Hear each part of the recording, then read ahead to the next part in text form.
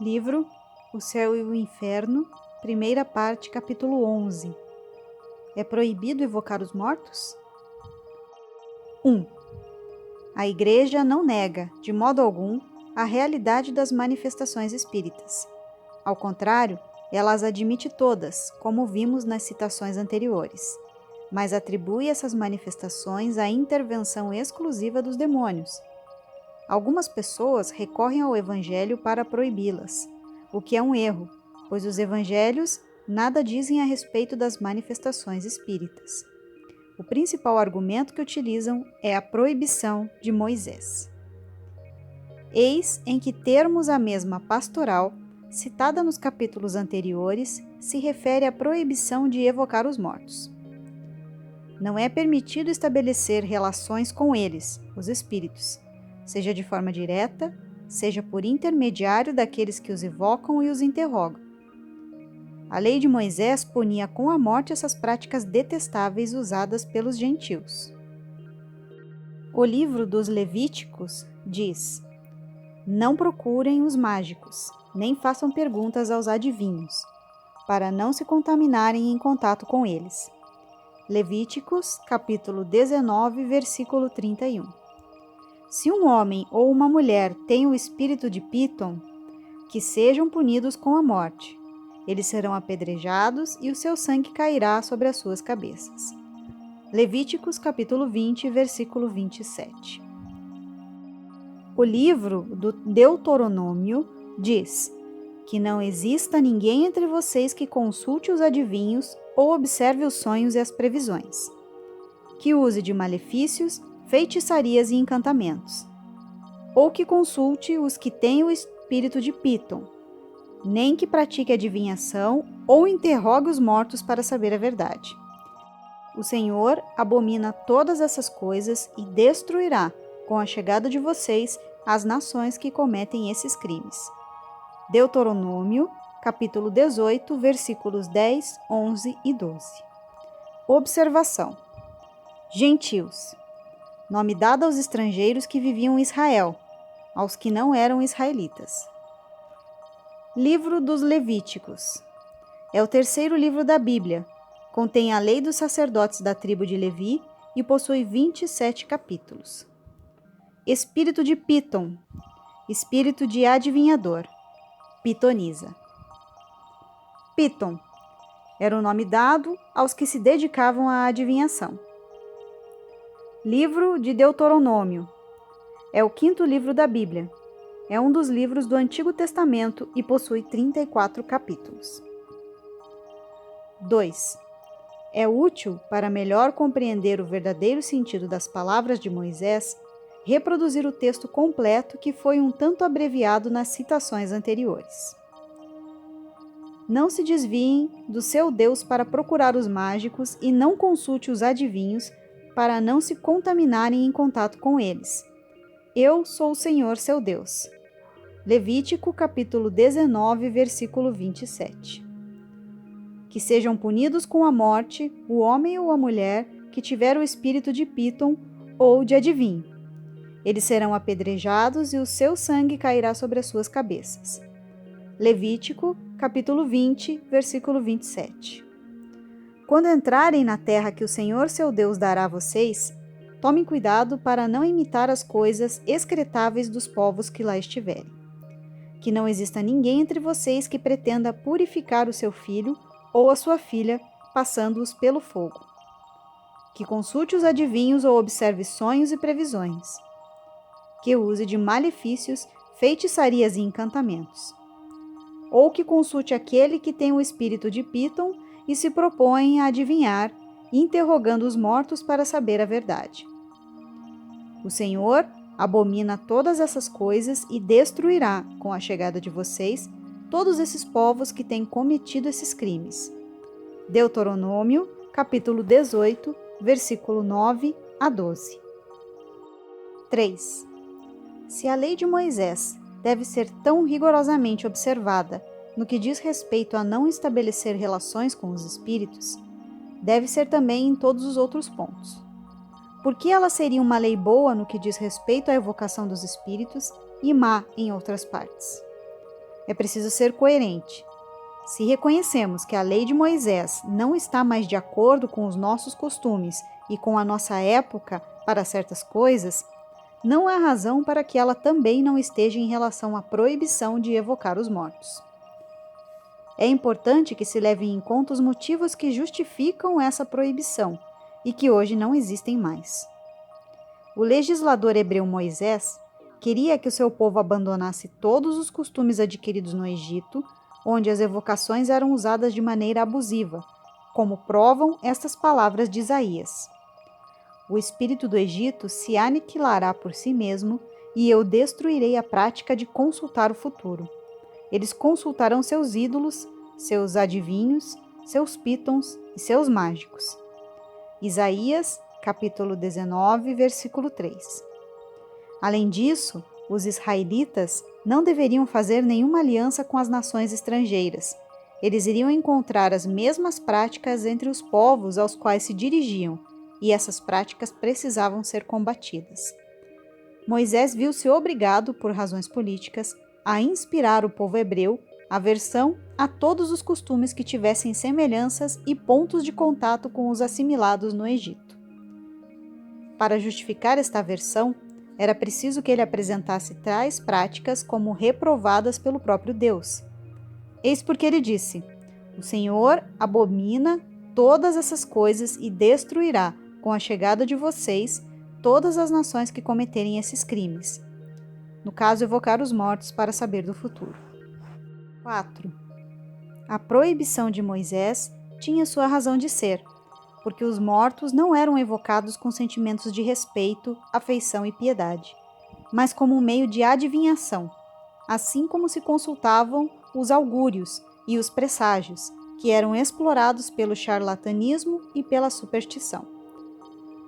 Observações. Augúrio.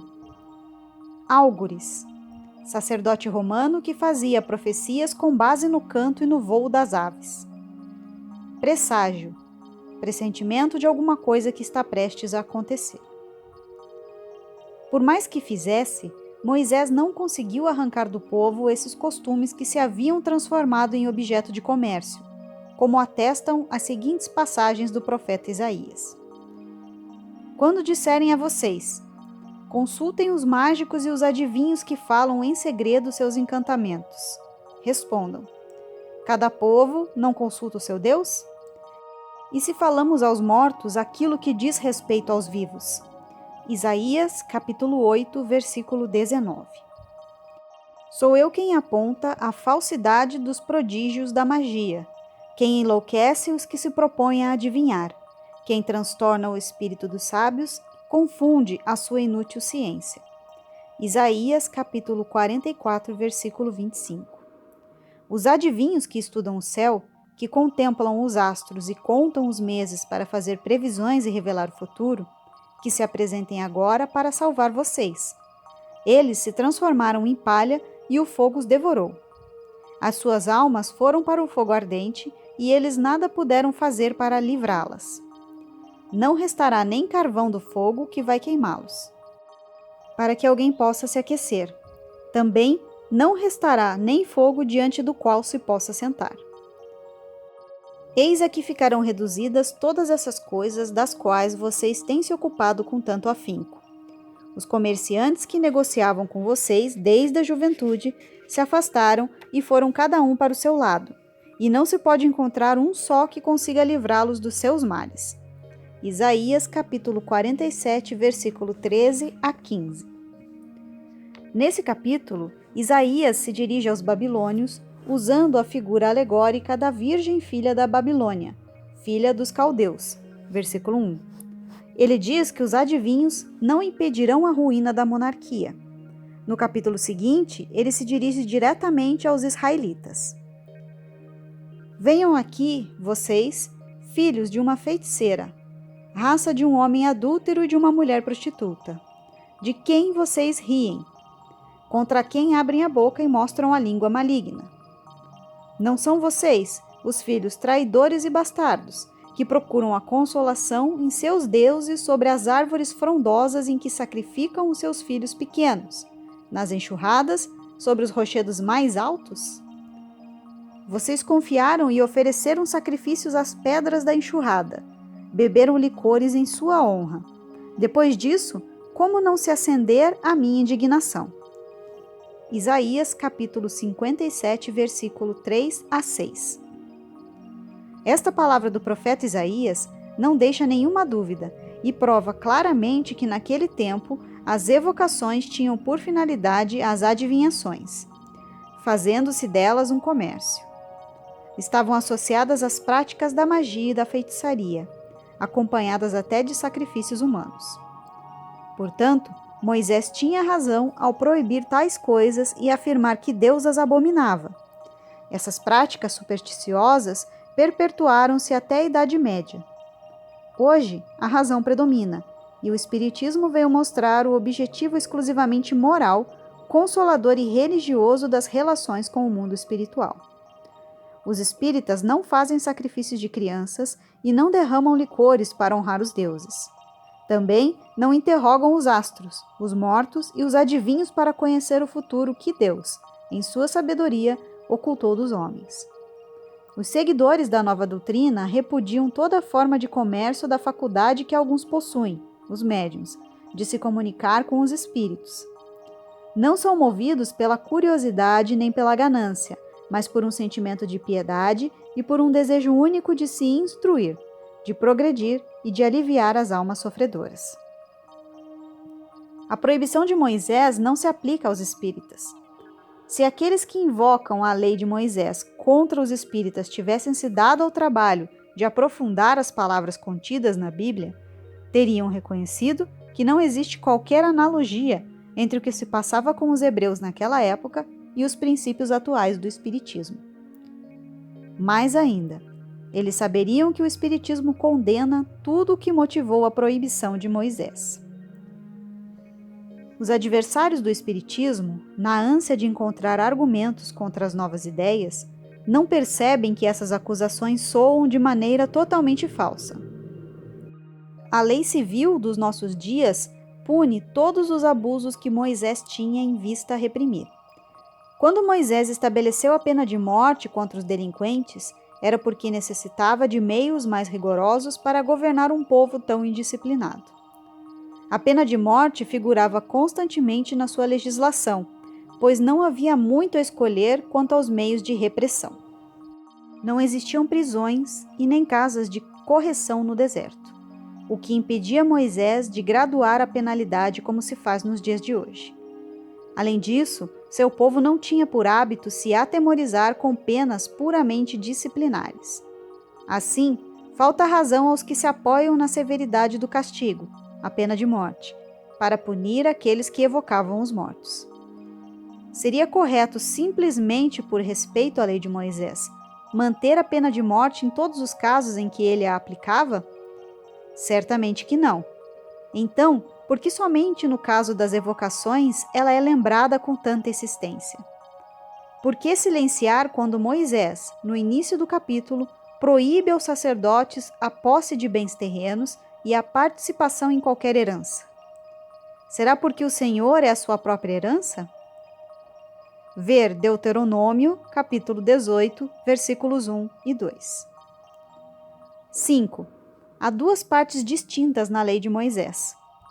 A lei de Deus propriamente dita, os 10 mandamentos, promulgada no Monte Sinai, e a lei civil ou disciplinar, apropriada aos costumes da época e ao caráter do povo hebreu.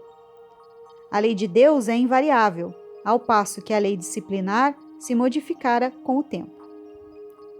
Não passa pelo pensamento de ninguém que possamos ser governados. Hoje, da mesma maneira que os hebreus eram governados em sua caminhada pelo deserto. Do mesmo modo, os decretos de Carlos Magno não podem ser aplicados à França do nosso século. Quem pensaria em reviver hoje, por exemplo, esse artigo da lei de Moisés? Se um boi chifrar um homem ou uma mulher, e eles morrerem em consequência disso, o boi será apedrejado até a morte, e ninguém deverá comer a sua carne, mas o dono do boi será julgado inocente. Êxodo, capítulo 21, versículos 28 e seguintes. Esse artigo, que nos parece tão absurdo, não tinha por objetivo punir o boi e inocentar o seu dono. Pretendia simplesmente confiscar o boi, causa do acidente, para obrigar o proprietário a ter maior cuidado com seus animais. A perda de um boi era uma punição muito sentida pelo seu dono, que fazia parte de um povo de pastores, a ponto de dispensar qualquer outro tipo de castigo. Entretanto, ninguém devia se aproveitar dessa perda, razão pela qual Moisés proibiu que se comesse a carne do animal. Outros artigos da mesma lei prescrevem o caso em que o dono do boi é o responsável.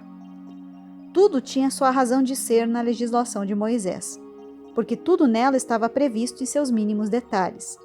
Mas tanto a forma quanto o conteúdo adaptavam-se às circunstâncias em que os hebreus viviam. Se Moisés voltasse hoje para formular um código a uma nação civilizada da Europa, certamente não lhe daria um código igual ao dos hebreus. Observação: Carlos Magno, rei dos francos e imperador do Ocidente. Com o objetivo de fazer com que os povos bárbaros se convertessem ao catolicismo, participou de diversas guerras, conquistando grande parte da Europa e recuperando o Império Romano do Ocidente. No ano de 800 foi nomeado imperador do Sacro Império Romano Germânico, pelo Papa Leão III. 6. Costuma-se argumentar que todas as leis de Moisés foram ditadas em nome de Deus, assim como as que ele recebeu no Monte Sinai. Mas, se todas as leis são de origem divina, por que os mandamentos são apenas 10? Qual a razão para que umas leis sejam de origem divina e outras não? Se todas emanam de Deus, não deveriam ser todas obrigatórias? E por que as leis não conservaram a circuncisão, a qual Jesus se submeteu e não aboliu? Todos os legisladores antigos, para dar mais autoridades às suas leis, atribuíam a elas uma origem divina. Moisés, mais do que qualquer outro, necessitava desse recurso, tendo em vista o caráter indisciplinado do seu povo. Se apesar de tudo isso, ele teve dificuldade em fazer obedecer, o que não teria acontecido se as leis tivessem sido promulgadas em seu próprio nome? Não veio Jesus modificar a lei de Moisés, fazendo da sua lei o código dos cristãos? Ele não disse: "Vocês sabem o que foi dito aos antigos. Por acaso eu venho dizer outra coisa?"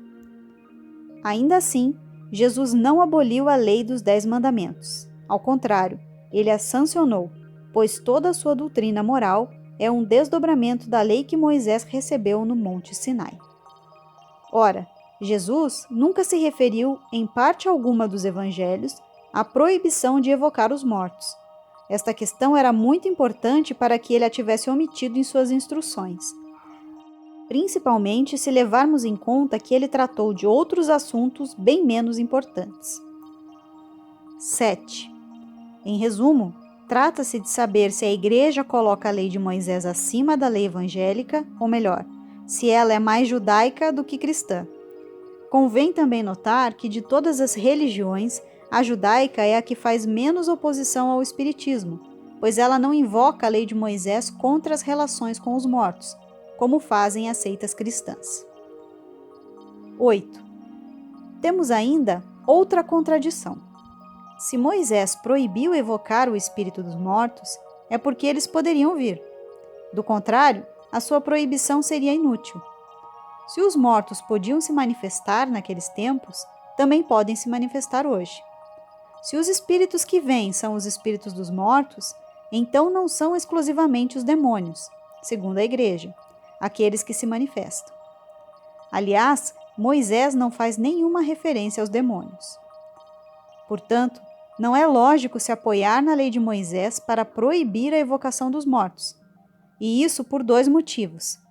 Primeiro, porque ela não rege o cristianismo. Segundo, porque ela não é apropriada aos costumes da nossa época. Mesmo supondo que ela tenha toda a autoridade que alguns lhe atribuem, ainda assim, ela não pode ser aplicada ao espiritismo, uma vez que deve ficar restrita à sua época, conforme já vimos. É verdade que a lei de Moisés abrange a proibição de interrogar os mortos, mas esta proibição é secundária, pois a sua real intenção era evitar as práticas da feitiçaria. A própria palavra interrogar, colocada ao lado das palavras adivinho e agoureiro, prova que, entre os hebreus, as evocações eram um meio de adivinhação.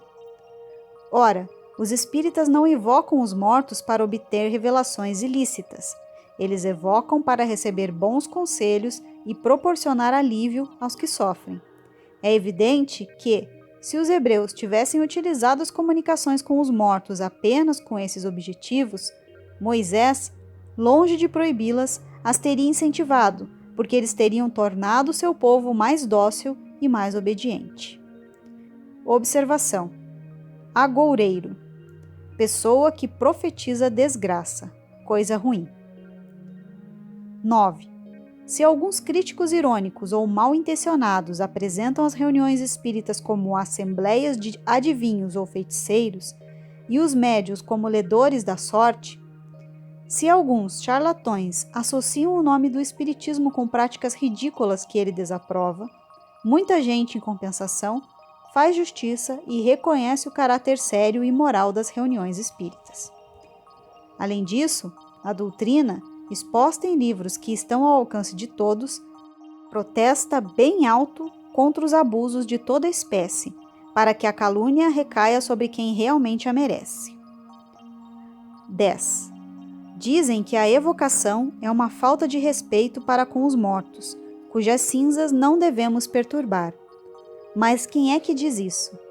São os adversários de dois campos opostos, mas que nesse momento se dão as mãos, ou seja, os incrédulos, que não acreditam na alma, e aqueles que acreditam, mas entendem que só o demônio pode se manifestar.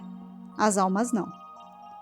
Quando a evocação é feita religiosamente e com o devido recolhimento, quando os espíritos são chamados não por curiosidade, mas por um sentimento de afeição e simpatia, com um desejo sincero da nossa parte de receber instrução e aperfeiçoamento moral, não vemos nada que possa denotar falta de respeito em procurar as pessoas depois da morte, como se fazia quando elas ainda eram vivas.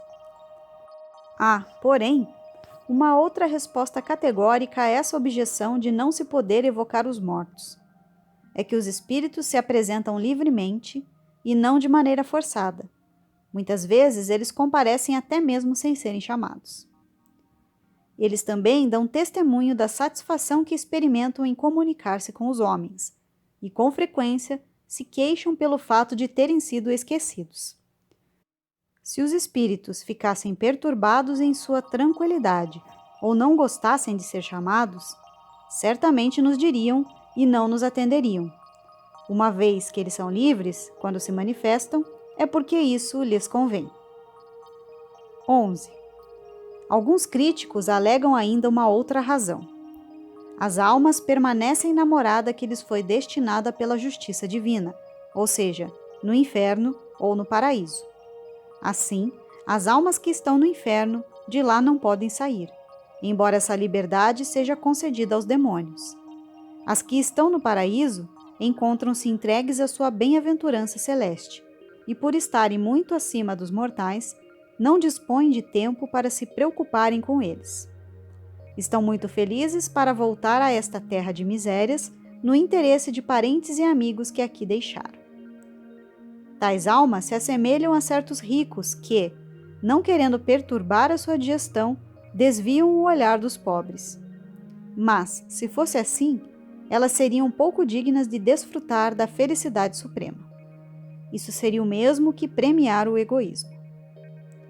Restam ainda as almas que estão no purgatório, mas as que estão lá são almas sofredoras e devem cuidar, antes de qualquer coisa, da sua própria salvação.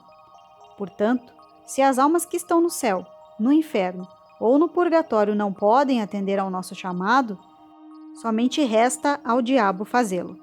De tudo isso se conclui o seguinte: se as almas não podem vir, não há motivo para temer a perturbação do seu repouso. 12. Mas aqui se apresenta uma outra dificuldade. Se as almas que estão na bem-aventurança não podem deixar a sua morada feliz para socorrer os mortais, por que a Igreja invoca a assistência dos santos, que devem desfrutar de uma bem-aventurança muito maior que a dos anjos? Por que aconselha aos fiéis invocá-los em casos de doença, de aflições e para se preservarem dos flagelos? Por que razão, e segundo essa mesma Igreja, os santos e a própria Virgem aparecem aos homens através de visões e fazem milagres?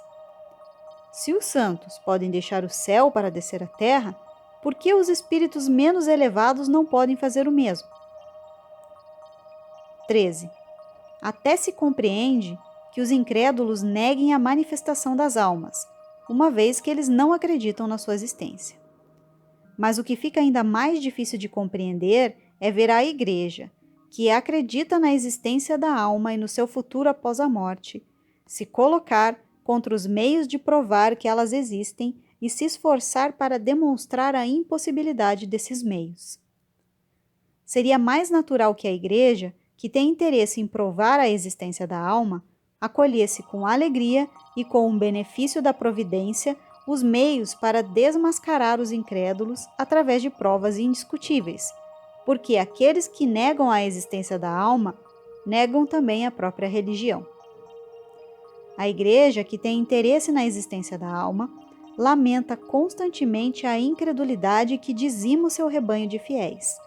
Mas, quando se apresenta um meio poderoso de combater essa incredulidade através da manifestação da alma, ela repete esse meio com mais veemência que os próprios incrédulos.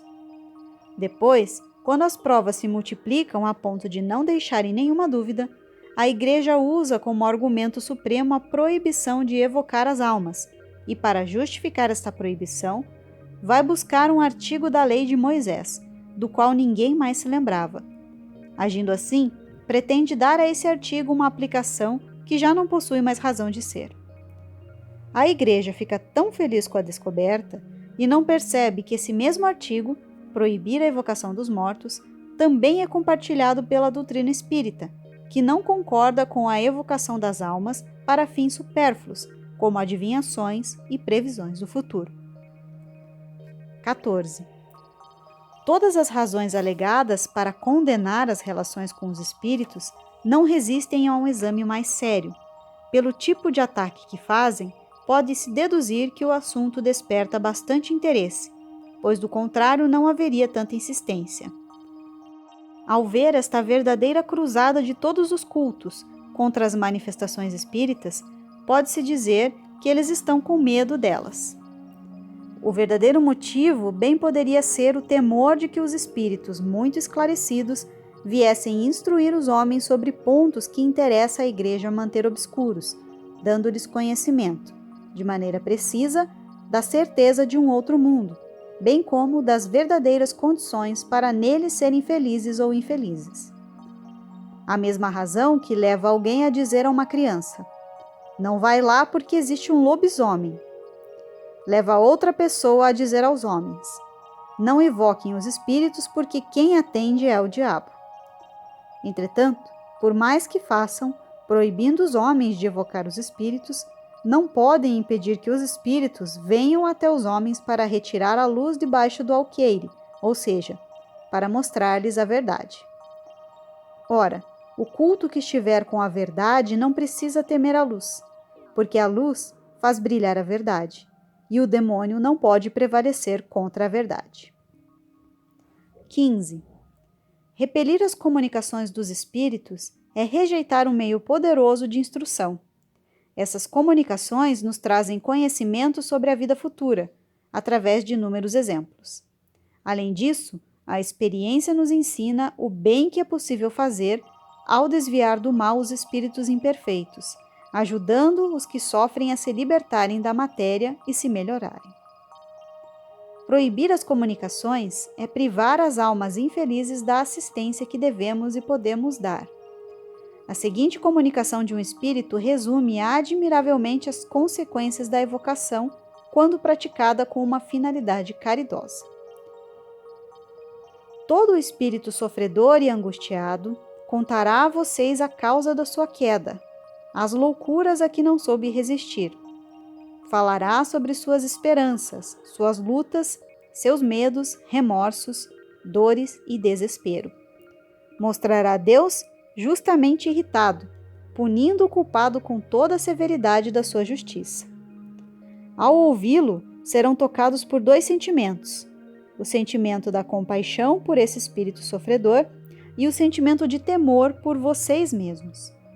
Prestando atenção na queixa desses espíritos, vocês verão que Deus jamais os perde de vista, que ele espera o pecador arrependido, estendendo-lhe os braços assim que ele começa a se melhorar.